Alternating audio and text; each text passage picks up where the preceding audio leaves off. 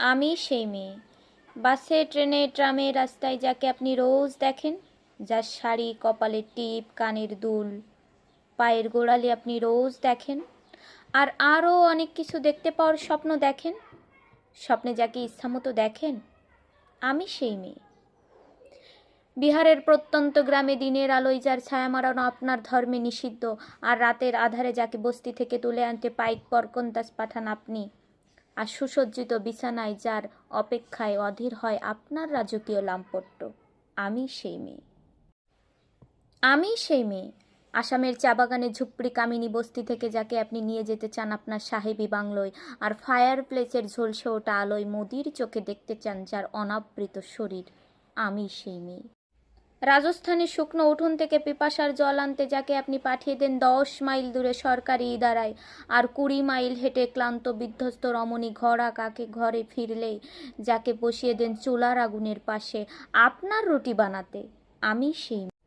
আমি সেই মেয়ে যাকে নিয়ে আপনি মগ্ন হতে চান গঙ্গার ধারে, কিংবা ভিক্টোরিয়ার সবুজে, কিংবা সিনেমা হলের নীল অন্ধকারে, যার চোখে আপনি এঁকে দিতে চান ঝুটা স্বপ্নের কাজল, আর ফুরিয়ে যাওয়া সিগারেটের মতো যাকে পথের পাশে ছুঁড়ে ফেলে আপনার ফুল সাজানো গাড়ি শুভ বিবাহ সুসম্পন্ন করতে ছুটে যায় শহরের পথে, কোণে দেখা আলোর গধূলিতে দাঁড়িয়ে থাকা আমি, আমি সেই মেয়ে।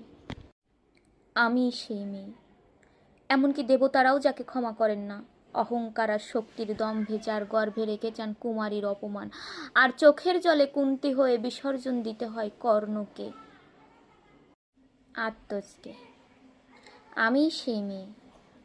সংসারের অসময়ে আমিই ভরসা। আমার ছাত্র পড়ানো টাকায় মায়ের ওষুধ কেনা হয়, আমার বাড়তি রোজগারে ভাইয়ের বই কেনা হয়, আমার সমস্ত শরীর প্রবল বৃষ্টিতে ভিজতে থাকে, কালো আকাশ মাথায় নিয়ে আমি ছাতা হয়ে থাকি, সুখে বাঁচে সংসার।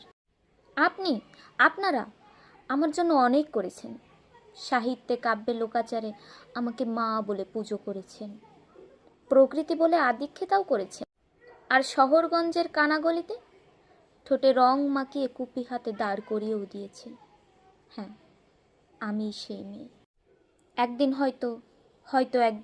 হয়তো অন্য কোনো একদিন আমার সমস্ত মিথ্যে পোশাক ছুঁড়ে ফেলে দিয়ে আমিই হয়ে উঠব সেই অসমান। খোলা চুল মেঘের মতো ঢাকবে আমার খোলা পিঠ, দু চোখে জ্বলবে ভীষণ আগুন, কপাল ঠিকরে বেরুবে ভয়ঙ্কর তেজস্বস্যে, হাতে ঝলসে উঠবে সেই খড়গ, দুপায়ের নুপুরে বেজে উঠবে রণদুন্দবী, নৃশংস অট্টহাসিতে ভরে উঠবে আকাশ, দেবতারাও আতঙ্কে স্তব্ধ হয়ে বলতে থাকবে মহা মে প্রবাং ঘোরাং মুক্তকে